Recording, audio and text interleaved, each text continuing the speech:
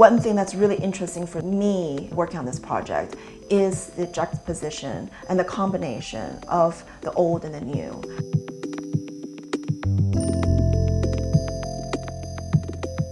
This project is a symphony of light that is rewashing, re-illuminating the WaterCube. That's showing both the character of nature and man's society of a given day. The source we're taking of nature is from the I Ching, and for the man, we're actually pulling data from Chinese microblogging websites. We figured out the I Ching actually assigns each day with a hexagram that describe how the energy flows through this day, what natural phenomenon is related to. So I really looked at all the visual descriptions, then coded into computer language. We already know in advance in the year which day is going to be what. And then the emotional aspect, that's something we cannot, it's absolutely unpredictable.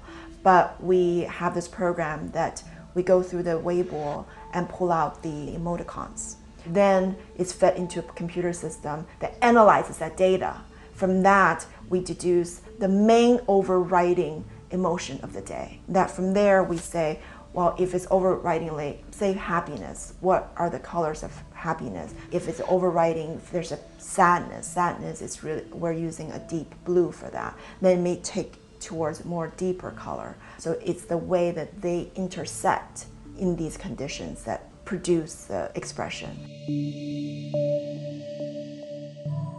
那比如这个建筑呢，它实际上是由这个2层的气枕，那我们老百姓习惯把它叫泡泡啊，这个2层的气枕组成的。它每层的气枕呢都由一个2侧曲面的这样一个膜所组成，这就有4层的膜，有局部还有更多的膜啊。那这个曲面的膜是什么概念呢？就是灯光一打上去的时候，它就产生了你不可预知的反射与折射的可能性，而且有多层膜，再加上整个这个建筑它这个上下这个腔体是通的，有点像我们说钢琴、小提琴。 它里边这个共鸣腔，光一进去以后，它产生很多不可预知的一个共鸣效果，有点像我们的哲学，就是像我们的易经哲学表现的那种混沌、宏大和互相的关联性、辩证的关系。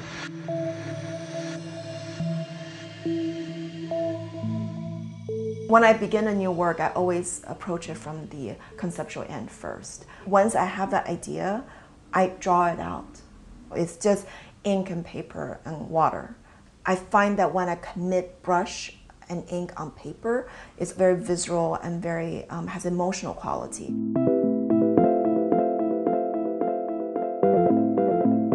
The translation process from visual to technical can be really enormous, and there are a lot of mistranslation in that. My creative technology director was choosing the program. He decided he wanted to use VVVV, that actually is open platform for anyone to take. You basically set the rules up for it, and the program generates the image based on all these prescribed conditions.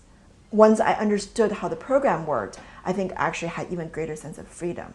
So, so it's a really great working collaborative relationship.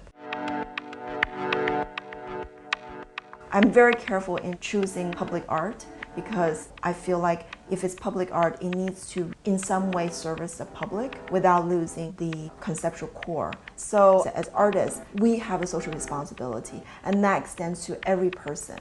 And for the WaterCube, I think very symbolic, it's a cell. And I thought it's actually a beautiful analogy how we are all cells in this society, but we're interconnected. These are translucent cells. If you turn blue, someone else is red, you're gonna make a purple in between.